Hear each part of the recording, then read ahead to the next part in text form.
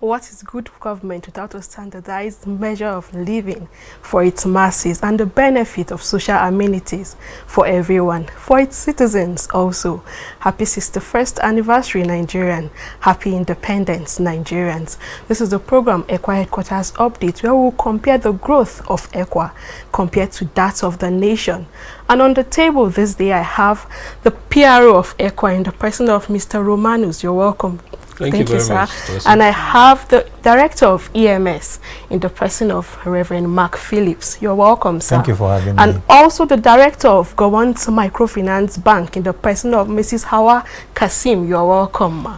Thank you very much. Thank Happy you. Independence. Same to you. We're still talking about the growth of ECWA compared to that of the nation. And you know that as a nation, we are surrounded with so many things, difficulties. Every citizen is complaining. Talking about the basic amenities of life in which we lack as individual. When we talk about employment, talk about healthcare facilities, talk about education, we are facing so many challenges in all this aspect. So we're going to talk about the growth, how we are able to achieve all this in ECWA Headquarters, and ways we can provide solution for this growth as a nation. And talking about this issue of insecurity, Reverend Mark Phillips, I know that in the north we have issue of insurgency, and it's affecting, and also it's another way of persecuting Christians in the north. How, as a denomination, how are we helping those people to still hold on to this faith and hold back to Christ, no matter the persecution they face in this axis? Well, the persecution of Christians and generally the insurgents in the north, especially the attendant consequences of all these things, is very dire on the Christian faith, not just on the Christian faith, but on the generality of the rank and file of the northerner. And as a church, what we do is to offer succor, encouragement, and relief, and also encouragement in any way that we can. But that is also not limited just to the Christian faith, but it spreads across even those who are not Christians, even the Muslims themselves. Our hope is that we can connect to humanity and help them to stand and respond to these issues in ways that will demonstrate Christ's love on the one hand too, but equally on the way that it will help them also survive some of these crises. So this past months, what we did was to help in the area of agriculture, the area of resettlement, the area of relief and food, and just so many things that we can, and to be able to help our people, especially to be able to cope with the tide, to give them coping skills amidst these things. But again, there are so much left to be done, and we hope that we can do it. Yes, because as this, we've recorded 40% growth in the north. Yeah. When you talk about Christians coming to Christ amidst the persecution, we can see that it's really good, and it's a development in the north, that even with this issues surrounding them, insecurity, they still hold back to the faith and hold on to Christ, who will defend us at the end of all this. And talking about employment, we have 34% of unemployed youth in the community and even in the society at large. And we still have members in our denomination, which is ECWA, that are still skilled when you talk about what they can do with their hands, irrespective of the unemployment rate as a country. What are you doing in your capacity, Mrs. Kasim? Talking about schemes, providing schemes for those people that have things to do, but they don't have the means to set up businesses for themselves. Is there anything you are doing in your capacity to assist these people? Yes, talking about entrepreneurship, I believe what you're referring to, having something to do. We in the microfinance institutions, we have been given the needed support to both young, old, and those who can do something with their hands. We provide finance, but the first and foremost is to have a skill, very essential, to have something that you can look at and do for yourself. And with that, we can come in to give support. We've been doing a lot in agriculture, trade and commerce. We've also been covering in the areas of youth empowerment and youth employment, especially within the community where we find ourselves. The community, of course, referring to the locality here, and then talking about ECWA community. We've been particularly handling the Keke Napep, which we have seen in the past 3 years. We've been doing quite a lot in that area. And most of those who ride the Keke are people or youths, young men who have not had anything doing. We get to them, do some little training, and then finance on hire purchase. So we've been doing that, and it's been helpful. And when you look at someone who's not been doing anything and he's given this keke to do on hire purchase, to ride on hire purchase, of course, it's not only himself. You find that he is able to help himself and help others around him and family. In fact, a number have come back to testify that they've been able to go back to school, pay some of their siblings' school fees, and so on. It gladdens our heart to do that. Definitely, it gladdens. We also do a lot of support, finance in agriculture and agricultural chain to farmers. In the past 2 years, we've done over 500 farmers financing in agriculture in Just East, Ganawuri, Basa, Miango areas. We are still on. This year, we supported and financed farmers around Saminaka axis. And I want to say that most of these people that we finance, a lot of them, I could say 60 to 70% are ECWA members. Yes, and are there any process that you need to undergo before you can be a beneficiary of this scheme? The only process is to have an account. That's the relationship, first and foremost. Have an account. We do a bit of financial literacy for them because financial inclusion demands that, you know, these people are included, you know, in the financial system. So there's really not a specific process.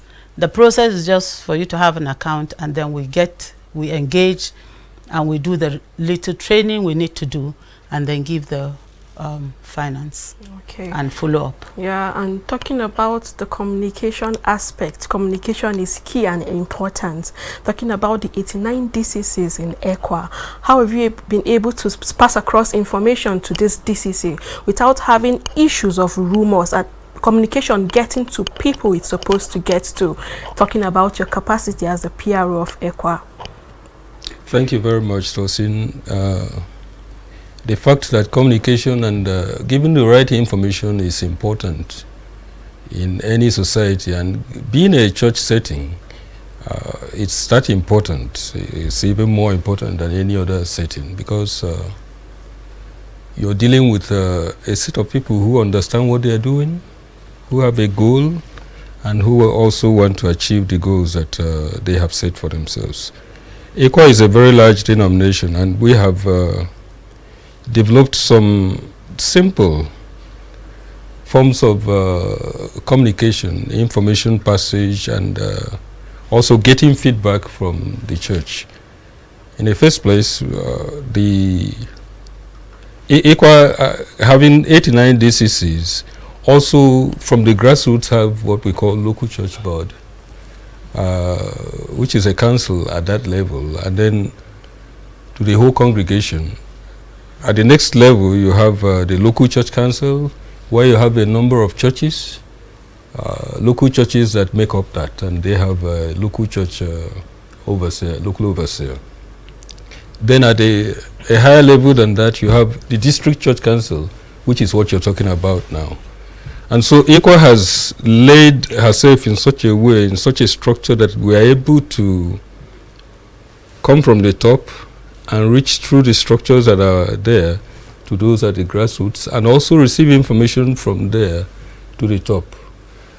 So we use whatever we find that is very useful for us to pass information, such as WhatsApp, The Facebook is there on its own and its own category. We're able to use email. We're able to communicate using phones. It actually depends on what particular part of sort of information you want to pass and your reach also. If we're reaching to the youth, we use our gadgets. If we're reaching more to the elderly, we use more of letter writing, and we also use other means to pass such pieces of information.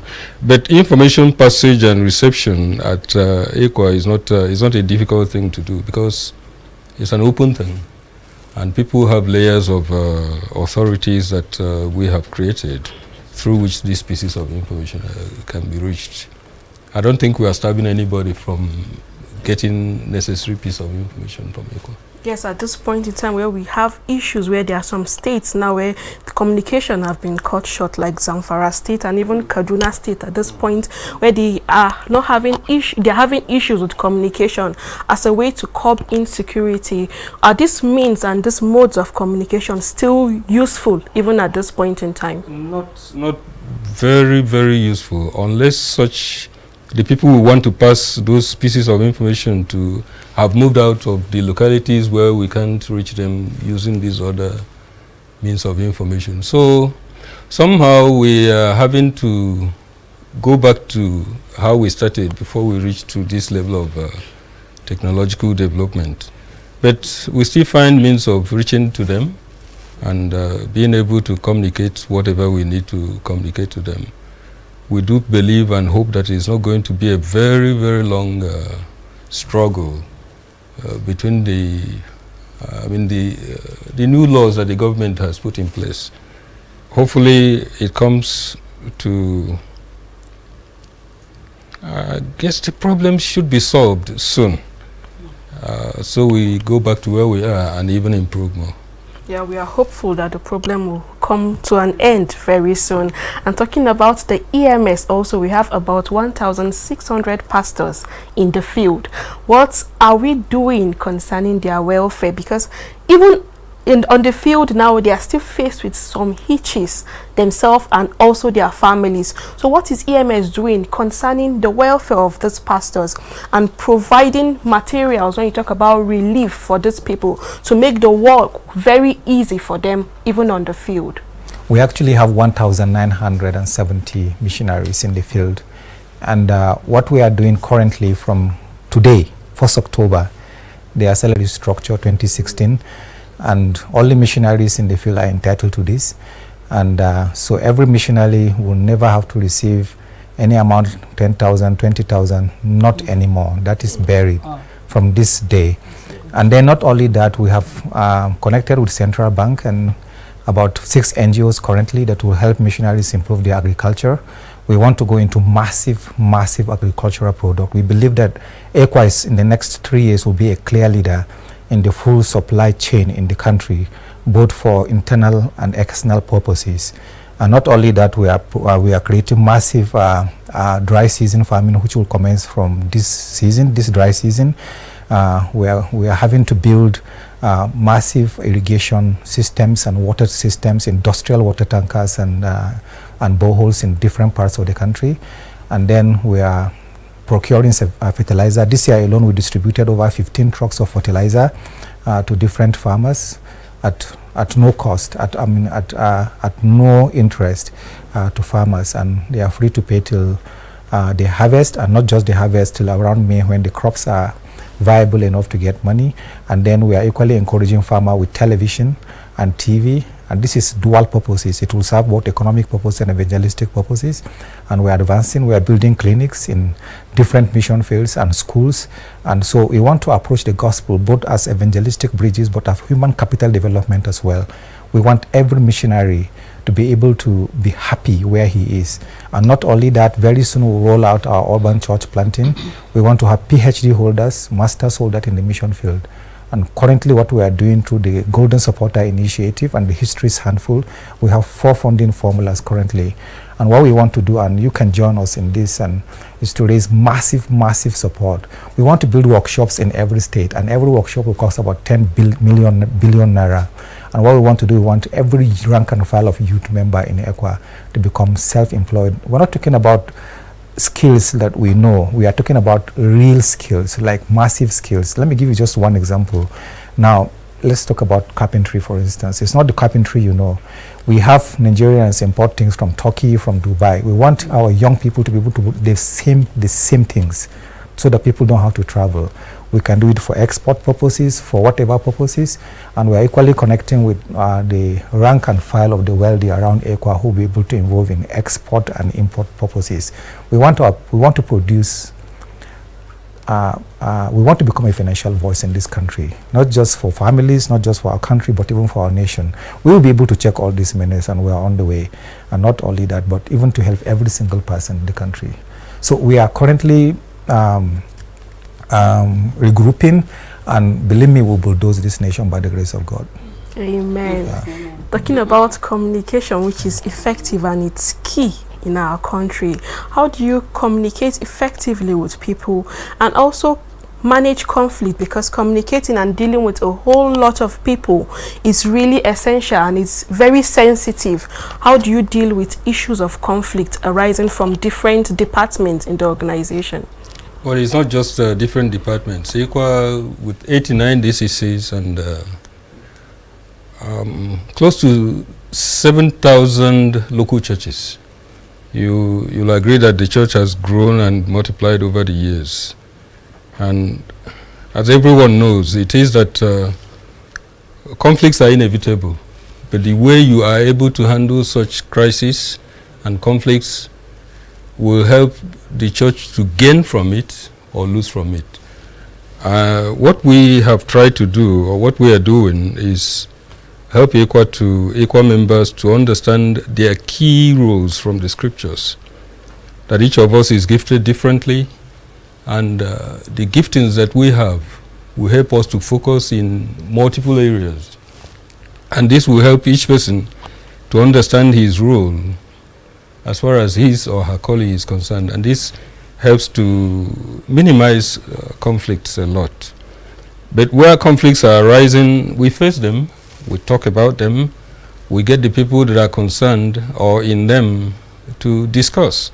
And a lot of results have yielded as a result of this. And so, but there are also a little, maybe 1 or 2 nasty areas or issues that are there. You will always find things like that, but we're moving forward and we're able to get this large denomination that is quoted to be over 10 million persons together. How we've been able to harness ourselves and keep ourselves together over these years without having to break, without having to harm one another, kill each other, is the fact that the scripture is used in settling conflicts, and this is helping us together as a denomination. Yes, Ma, I would like to ask you the same question also. In your capacity, how have you been able to manage conflict even in your department? Well, where you have 2-3 people or more, there will definitely be challenges, issues, either through management, through communication, and even with customers. So having regular meetings for us is an issue, is an area which helps to settle any issues that may arise. And the structure of the organization, it's a bank, and so the structure in the organization provides for communication up and down, and that helps to reduce issues of conflict or disagreements. But where they happen, of course there is a process, there's a disciplinary process in the organization, and there are areas, processes to follow either through supervisor, through head of department, through and so on. So that is helped to settle that because there is a structure. And we'd like to hear Thank you. from you also how you've been able to manage conflict even in your department. Well, the first thing is being proactive and not just waiting for the conflict. And one of the things we set up of late is evaluations. Evaluations is team peer review. And what that means is that you sit down within a group, whichever group that is. For instance, the office, here the office, what we do is to get one time and just say what you like and what you don't like. Program accountability. And so people are able to, we just had one just a few days, just on Tuesday, just had one where you just say what you like and what you don't like. And in this room there are no rules. You can just accuse anybody and then we'll do that. So it's being proactive first and then equally trying to deal with other issues that are looming before they even come. Whenever they come, if they are hot, then we also sit down and resolve that through dialogue, effective dialogue. Effective dialogue is key in communication. And you know that when you talk about ECWA, we have different sectors and different departments. When you talk about the healthcare, talk about education, and you know what we are facing as a country when you talk about the educational sector, where we have threats of strike by ASU, and presently we have the resident doctors on strike, and we have the healthcare sector in ECWA. How have we been able to manage these sectors that we've never had of issues of strike? And this sector accommodates people irrespective of your race, your religion, your ethnicity, even your denomination. How have these been achievable? Talking about the health sector, we're doing what Jesus has taught us in the scriptures, and the essence of our being in Nigeria and outside of Nigeria or beyond Nigeria as a denomination is to be holistic. We present the spiritual aspect of our lives, we present the physical, we present the emotional, and the man is trained totally so he's able to be relevant wherever he is. For our health clinics, the hospitals, the training grounds and so on, these have been functioning over the years, and the staff and students there know why they are called, that they are called to be able to serve humanity. And because they are able to do this without focusing first on the issue of finance, we're able to succeed to the extent we have today. We're doing well, reaching out to everyone, not just Christians, but everyone in this society and beyond. Thank you very much, Reverend Romanus. Thank you very much, Reverend Mark Philip, and thank you, Mrs. Hawa Kasim. You've had it all. Be relevant in whatever field you are occupying. The Bible have said it all. We should not mourn or weep like the unbelievers. Let's be hopeful that Nigeria will be great, and definitely it will be great. Happy 61st Independence celebration, Nigerians.